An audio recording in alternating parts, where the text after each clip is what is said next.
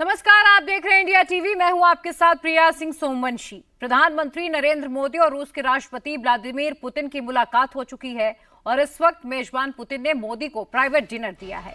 Modi Putin से बहुत ही गर्मजोशी के साथ मिले हैं। पुतिन ने मोदी को गले लगाया और उनका मोस्ट वेलकम किया है। इसके बाद प्रधानमंत्री मोदी और पुतिन के बीच बायलैटरल टॉक होगी, मीटिंग होगी। प्रधानमंत्री मोदी और पुतिन की यह मुलाकात कोई साधारण नहीं है। ये वो मीटिंग है जिस पर पूरी दुनिया की निगाहें इस वक्त टिकी हुई हैं। दुनिया के दो शक्तिशाली देशों के नेता एक साथ हैं। प्रधानमंत्री मोदी और पुतिन की गर्मजोशी वाली ये मुलाकात कई मायनों में खास है। दुनिया में इसका एक बड़ा संदेश भी जाएगा। आपको बता दें कि कल प्रेसिडेंट पुतिन के साथ पीएम मोदी 22वें एनुअल समिट में शामिल होंगे। भारत और रूस के नेताओं के बीच पिछले लगभग 3 दशक से शिखर सम्मेलन होता आया है।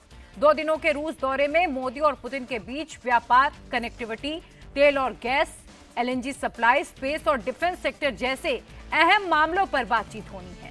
और इस दौरान मोदी रूस की सेना में धोखे से भर्ती किए गए भारतीय नागरिकों की वापसी का मुद्दा भी उठाएंगे। कल पुतिन के साथ शिखर सम्मेलन से पहले मोदी रूस में भारतीय समुदाय के लोगों को संबोधित करेंगे और माना यह जा रहा है कि ये बहुत बड़ा संदेश तमाम उन देशों को भी जाएगा जो भारत को आंख दिखाने की कोशिश करते आए हैं, लेकिन भारत ने यहां पर अपना स्टैंड बिल्कुल क्लियर कर दिया है। मेरे साथ मेरे 2 खास मेहमान जुड़ चुके हैं। दीपक वोरा पूर्व राजनयिक हैं, इसके अलावा जेके त्रिपाठी पूर्व राजनयिक हैं, मेरे साथ जुड़ चुके हैं। आप दोनों का सर बहुत बहुत स्वागत है। दीपक वोरा जी, सबसे पहले आपसे मैं समझना चाहूंगी, ये जो दोस्ती है, जो इस वक्त प्राइवेट डिनर हो रहा है, किन मायनों में बेहद खास इसे माना जाए?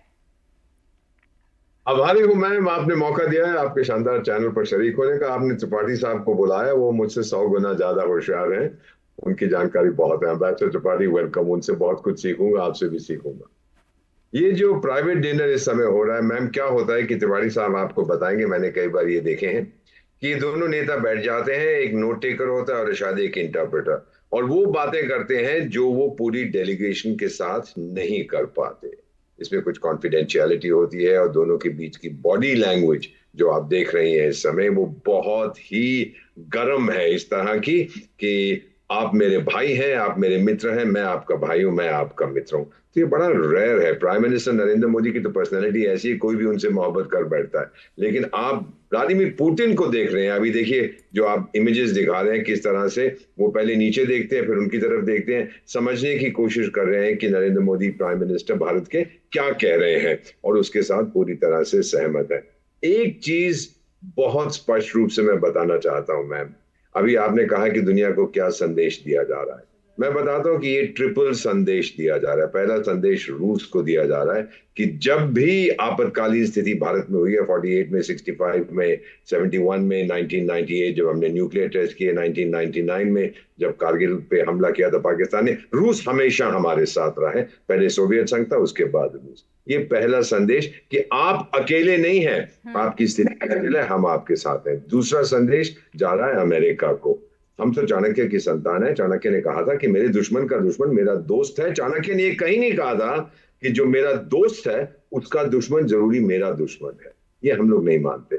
अमेरिका भी हमारा दोस्त है, रूस भी हमारा दोस्त है, और नई दोस्ती बनाने में जैसे हम पश्चिम के साथ कर रहे हैं, हम पुराने दोस्तों को नहीं त्यागते। और तीसरा संदेश मैम, ये बहुत महत्वपूर्ण है, ये चीन को जा रहा है। बातचीत होगी मैरीटाइम कॉरिडोर व्लादिवोस्टॉक मद्रास की, और ये कहां से गुजरेगा? ये गुजरता है साउथ चाइना सी से। चीन कुछ नहीं कर पाएगा, क्योंकि हमारे पास लेके जाएंगे वो सामान जो रूस के लिए है। तो चीन क्या बोलेगा कि मैं रूस सामान नहीं जाने दूंगा? चीन बुरी तरह से फंस गया, अपने आप को बड़ा शातिर समझता है बेवकूफ। भारत के चाणक्य नरेंद्र मोदी ने ऐसी चाल चली है, सब कुछ उल्टा, पूरी दुनिया को संदेश मिल गया। बिल्कुल। और सर, आप ही की बात को आगे बढ़ाते हुए मैं जेके त्रिपाठी साहब के पास लेकर जा रही हूं कि एक तरफ अमेरिका यूक्रेन को खुला सपोर्ट कर रहा है और रूस के साथ जो रिश्ते हैं वो हम सबके सामने, और ऐसे में एक तरफ नाटो की मीटिंग भी होनी है, दूसरी तरफ प्रधानमंत्री नरेंद्र मोदी का मॉस्को पहुंचना, पुतिन से मिलना, और पुतिन का ये कहना कि आपका जीवन तो देश के लिए ही पूरी तरह से समर्पित है। तो ये एक संदेश उन देशों के लिए भी है। देखिए, मैं अपने सीनियर दीपक वोरा जी का बड़ा आभारी हूँ कि उनके साथ बैठने का मौका मिलता है। प्रिया जी, मैं अपनी बात इस तरह से कहना चाहता हूं कि ये मोदी जी का जो दौरा रूस का हो रहा है, जो 22वीं शिखर वार्ता है, ये बहुत महत्वपूर्ण है इस हालत में भी, इस दृष्टि से भी कि इसी वक्त इसी हफ्ते तीन बड़े बड़े घटनाएं हुई हैं। पहला, ईरान में नए राष्ट्रपति का चुनाव। दूसरा, एससीओ की शंघाई कोऑपरेशन ऑर्गेनाइजेशन की मीटिंग 3 दिन पहले। तीसरा, मोदी जी का दौरा। और चौथा, कल होने वाली नाटो की 75वीं वर्षगांठ के शिखर सम्मेलन जो वॉशिंगटन में हो रहा है। ये चारों घटनाएं जो हैं, ये चारों घटनाएं विश्व की राजनीति को या कूटनीति को या विश्व के पावर स्ट्रगल को, पावर बैलेंस को बहुत ज्यादा प्रभावित करने वाली है।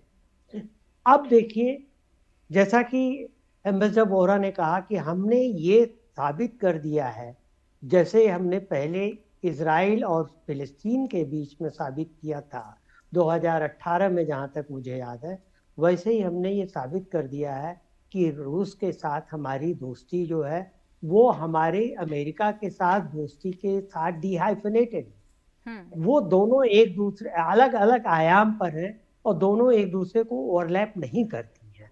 और ये चीज रूस समझ चुका है और अमेरिका भी समझ चुका है, क्योंकि आपने पढ़ा होगा कि कल ही भारत में अमेरिका के राजदूत एरिक गारसेटी का ये बयान आया, जब उनसे पूछा गया, पत्रकारों ने पूछा कि भारत रूस से तेल लेकर के, क्रूड ऑयल लेकर के, उसको परिवर्धित करके यूरोपियन यूनियन को दे रहा है, तो इसमें आपका क्या करना है?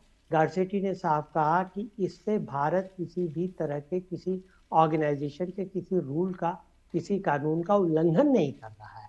मतलब अमेरिका मानता है कि ठीक है, मॉरली या हो सकता है उसके हिसाब से, उसके साथ होने का मतलब, अमेरिका हमेशा ये समझता रहा है कि उसके साथ होने का मतलब हर चीज में उसके साथ होना, जबकि हमने कहा हमारी स्ट्रेटेजिक ऑटोनॉमी होनी चाहिए। हम अपनी स्वायत्तता रखते हैं, रणनीतिक स्वायत्तता रखते हैं। तो अब अमेरिका भी ये मान चुका है।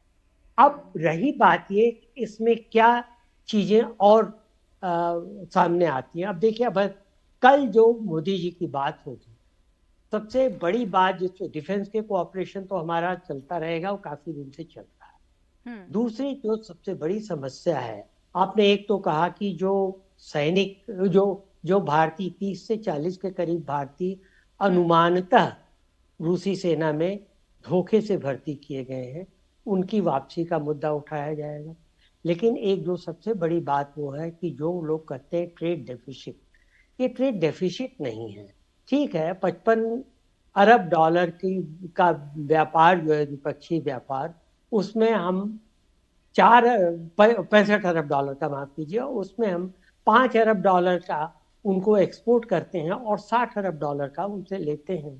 तो इम्पोर्ट होता है, उसमें ज्यादातर जो है वो ऑयल। आप इस ट्रेड डेफिसिट को ऐसे देखिए कि जब दुनिया में ऑयल की कीमत 80-85 डॉलर पर बैरल है, तो हम 40-42 डॉलर पर बैरल पे ले रहे हैं।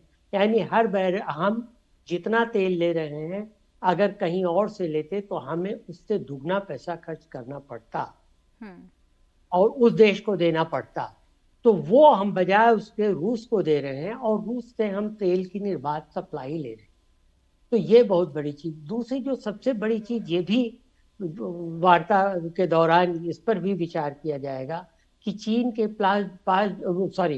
रूस के पास जो सरफिट, यानी ज्यादा रुपया आ गया है हमें तेल बेच करके, रूस उसको कैसे खर्च करेगा। तो शायद इसका एक उपाय यह है कि रूस अपनी डिफेंस प्रोडक्शन, जैसे 303 है, टैंक हैं, जहाज हैं, उन सबको मेड इन इंडिया के तौर पे अगर रूस यहाँ इन्वेस्ट करेगा, रूस उसी पैसे को यहाँ इंडिया में इन्वेस्ट करेगा, साझेदारी होगी, जो कि रणनीति, विशेष रणनीतिक साझेदारी है, तो रूस का वो रुपया भी खप जाएगा और इसके साथ साथ दोनों देशों के लिए विन विन सिचुएशन होगी, क्योंकि हमारे लोगों को रोजगार मिलेगा, हमें मेड इन इंडिया में नया प्रोडक्ट मिलेगा, रूस के पास बढ़ा हुआ रुपया खप जाएगा और वो आराम से हमें तेल की सप्लाई कर सकता है।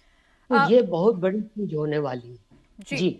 बिल्कुल। और इसी बात को लेकर मैं दीपक बोहरा जी आपसे समझना चाहूंगी, क्योंकि आपने बदलती राजनीतिक परिदृश्य को भी बड़े करीब से देखा है और कहते हैं कि प्रधानमंत्री नरेंद्र मोदी के हर एक दौरे में, हर एक मूव में एक मैसेज होता है।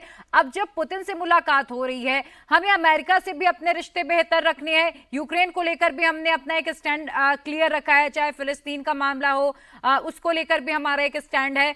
तो फिर ऐसे में कितना प्रेशर इस वक्त प्रधानमंत्री पे होगा कि ये भी ना नाराज हो, ये भी ना नाराज हो और सबके साथ जो हमारी एक बेहतर, हमारे जो संबंध बने हैं वो बेहतर रहें।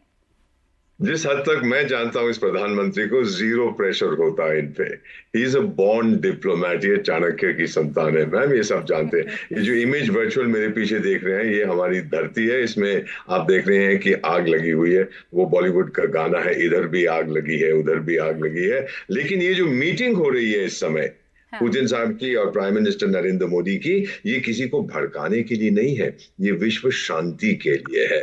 प्राइम मिनिस्टर का एक कामिंग इन्फ्लुएंस होता है। शुरू में उन्होंने पुतिन साहब को, आपको याद है, कहा था जो मीटिंग हुई थी कि भाई ये जंग का जमाना दौर नहीं है, ये शांति का दौर है, डिप्लोमेसी की बात करिए। तो अमेरिकी जलेंगे जरूर, जैसे क्रेमलिन ने भी कहा है। पश्चिमी देशों की मीडिया में तो आप देख रहे हैं, ओह दुनिया खत्म हो गई, मोदी वहां चला गया। क्यों भाई, क्या तकलीफ है आप लोगों को? और अगर यूक्रेन की समस्या का समाधान ढूंढना है, प्राइम मिनिस्टर ने पहले ही कह दिया है कि डायलॉग और डिप्लोमेसी के जरिए मिलेगा। लोग कहते हैं भारत मध्यस्थता करेगी, ये बड़ा अच्छा चुटकुला है। ये कोई मध्यस्थता नहीं होने वाली है, क्योंकि दोनों की पोजीशंस बड़ी हार्ड है। हाँ, आज रूस ने, व्लादिमीर पुतिन साहब ने स्पष्ट कर दिया है कि इसकी एंड गेम क्या होनी। आप तो जानते हैं, प्राइम मिनिस्टर के जहाज के उतरने से कुछ घंटे पहले बर्बाद कर दी कई यूक्रेन के शहरों को रूस के मिसाइल्स ने, और कहते हैं कि 2 दर्जन या 3 दर्जन लोग वहां पे मारे गए। तो उन्होंने बता दिया है कि अभी तक तो हम बातचीत कर रहे थे कि भाई देखते हैं किस तरह से समाधान होगा, अगर आपको मिलिट्री सोल्यूशन चाहिए हम देंगे। और ये भी स्पष्ट है मैम कि पश्चिमी देश शांति नहीं चाहते वहां पर, क्योंकि उनको तो अपने हथियार भेजने। यूक्रेन बर्बाद होता है, बर्बाद होता रहे, किसी को कोई परवाह नहीं है। रूस को कमजोर करने की कोशिश है, लेकिन संदेश रूस की तरफ से आज दुनिया को वो भी दिखा रहे हैं कि मैं अकेला नहीं हूं, दुनिया की सबसे बड़ी डेमोक्रेसी मेरे साथ है। और हमारे जो द्विपक्षीय संबंध हैं, उसका आधार है भरोसा। Russia trust India, trust Bharat, Bharat trust Russia. इससे बड़ी और चीज मैं क्या कह सकता हूं? मतलब ये दोस्ती बहुत पुरानी है और ये दोस्ती अभी भी जो 77 साल पहले शुरू हुई थी उसी तरह से बनी हुई। मैं एक बयान कोट करती हूँ। दिसंबर 2023 में एस जयशंकर ने कहा था कि भारत और रूस का जो रिश्ता है वो सिर्फ पॉलिटिक्स, डिप्लोमेसी या फिर इकोनॉमिक नहीं है, इससे आगे भी बहुत गहरी चीज है। तो मैं वो गहरी चीज समझना चाहती हूँ, ऐसा कौन सा रिश्ता भारत और रूस के बीच है जो दूसरों की आंखों में खटकता है, लेकिन भारत और रूस इसको बिल्कुल क्लैरिटी के साथ आगे बढ़ा रहा है? ये मीटिंग ऑफ माइंड्स ही नहीं है, ये meeting of minds and hearts है। जब मैं पोलैंड में आपका राजदूत था, अम्बेसडर त्रिपाठी, तो उस समय मेडवेदेव थे प्रेसिडेंट और पुतिन साहब थे प्राइम मिनिस्टर। श्रीमती मेडवेदेव आई थी, सारे डिप्लोमेट्स को बुलाया गया, उनसे मिलिएगा। तो मैंने उनको रूसी भाषा में ग्रीट किया, फिर मैंने कहा कि मैं भारत का राजदूत हूँ, पासोल इंदिस्की। वो मुझे देख के कहती हैं, from the land of Raj Kapoor. ये दिलों का मिलन होता है।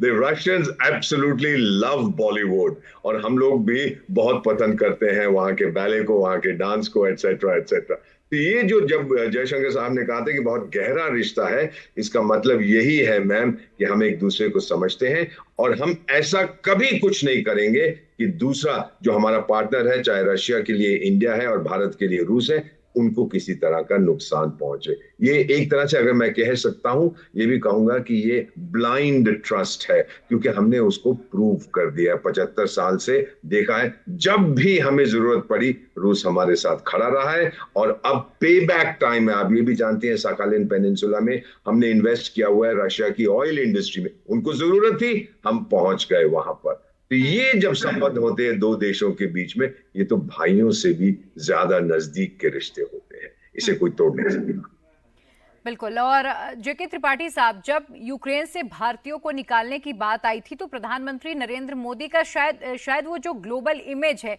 जो एक मजबूती है भारत की, शायद उसी का नतीजा रहा कि बड़े आराम से हमने अपने लोगों को वहां से निकाल लिया। और अब जब ये बात भी आ रही है कि जब मीटिंग होगी तो इस बात पर भी चर्चा होगी कि जो धोखे से भारतीयों को रूस की सेना में शामिल कर लिया गया है, उनकी घर वापसी कैसे होनी चाहिए। इसके अलावा डिफेंस को लेकर बातचीत होगी, ट्रेड को लेके बातचीत होगी, एटॉमिक को लेके बातचीत होगी। तो कई ऐसे महत्वपूर्ण सब्जेक्ट्स होंगे इस मीटिंग में। तो ऐसे में मैं आपसे ये समझना चाहती हूँ कि जब इस तरह के सेंसिटिव मुद्दे होते हैं और जब पूरी दुनिया आपको सिर्फ इसी मीटिंग पर नजर टिकाए बैठी और दूसरी तरफ नेटो की मीटिंग भी हो रही हो, तो फिर ऐसे में पुतिन किस तरह से फूक फूक के कदम रखेंगे? देखिए प्रिया, पुतिन तो ये चाहेंगे कि भारत के साथ उनकी दोस्ती न टूटे, क्योंकि उनकी मजबूरी भी आप कह सकते हैं, अमेरिका की भी मजबूरी है, दोनों की मजबूरी यह है कि दोनों भारत को गुड ह्यूमर में रखना चाहते हैं। दोनों को भारत की जरूरत एक दूसरे के खिलाफ भारत की जरूरत है। मतलब अमेरिका चाहता है कि रूस या चीन का प्रभाव भारत एशिया में बढ़ने देने से रोकने के लिए भारत एक कारगर दोस्त है। इसी तरह से रूस चाहता है कि अमेरिकी प्रभाव बढ़ने से रोकने के लिए भारत की दोस्ती बहुत जरूरी है। और इसीलिए दोनों ही देश या दोनों ही पक्ष में कहूँगा, अपनी अपनी कुछ चीजें, कुछ हार्ड लाइंस पर समझौता करने को तैयार है। ये मैं इस तरह से करना चाहूंगा कि एक तरह से हम उस सुंदरी की तरह हैं जिसके स्वयंवर के लिए दोनों ओर से राजकुमार आए हुए हैं, और हम बड़े अम्यूज्ड होकर के ये देख रहे हैं कि वेट कर रहे हैं कि हम देखें कि कौन हमारे लिए ज्यादा सूटेबल है। हम किसी को नाराज नहीं कर रहे। और मजे की बात यह है कि हम अपनी इस पोजीशन को लोगों के शंकाओं के बावजूद 1.5 साल 2 साल से ऐसे ही बनाए हुए हैं।